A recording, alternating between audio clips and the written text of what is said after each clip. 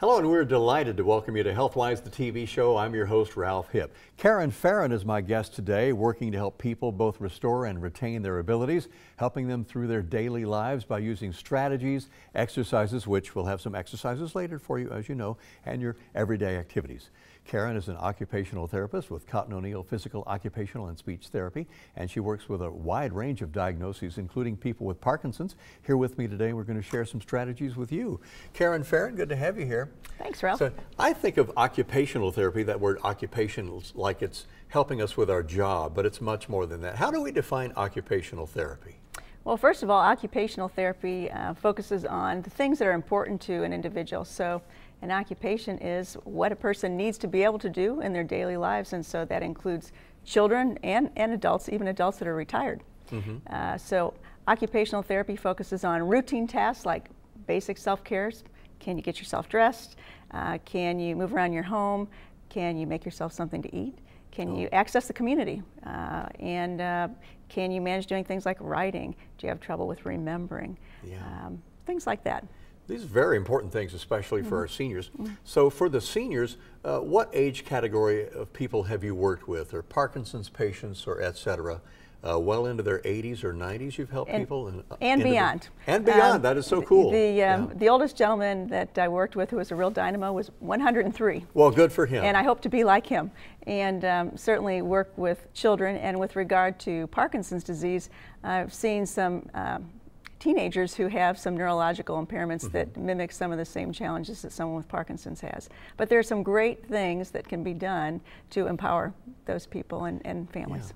Karen, talk to me about the children. What age range of children did you work with, and how does occupational therapy change when you deal with someone who's so young? And their basic necessities of life are a little different for them to adjust to. Right. Well, with children, well, their families are very, very important, and so their caregivers and parents are very much in the mix, and we're working with them on helping them do the things they need to, perhaps to participate in school tasks, to use you know, say an arm that's weak because of some spasticity, or really just focus on what their limitations are. Perhaps their attention concentration is limited and they need some strategies for that. Let's go over some of the conditions that you probably deal with nearly on a daily basis. Strokes, brain injuries, cancer, bone fractures, hand injuries and tendon repairs, shoulder surgeries. We had a friend of ours just go through a very difficult shoulder surgery. Those are tough, and Parkinson's as well. But about a stroke and brain injury, what would you do to help those people? Well, the most important thing is we need to find out what's important to them, how the stroke or the brain injury has affected them, if they're having difficulties with vision, visual perception, which is how our brain interprets what we look at, moving their upper body, maintaining their balance, attending to something in a part of their visual field, remembering how to do things, the physical tasks of that requires to move certain ways. Is it getting their muscle memory back that they have had, that athletes often use to do their jobs? Muscle memory and retraining. That's a key thing, and you know, one of my favorite things to do is to find out for those individuals, what is it that they like to do? And there are an awful lot of us that like to draw on the athletic activities we've participated in, and so frequently there is a ball involved. In other words, balls using rhythm to take advantage of tying what their interests have been into exercises and activities that will help them be at their best. The more opportunity they have to practice and participate in those things in therapy sessions and outside at home with their families, the better they're gonna be. Are some of these things helpful? You brought some things to show and tell on our table here. What do we have here, and how does it help? So first thing, over to the left, which is you see a white sock. That is something that is used by people of all ages. If somebody has difficulty reaching down to slide a sock over their foot, I'm getting there, Karen, by the way. Maybe you could help me on that.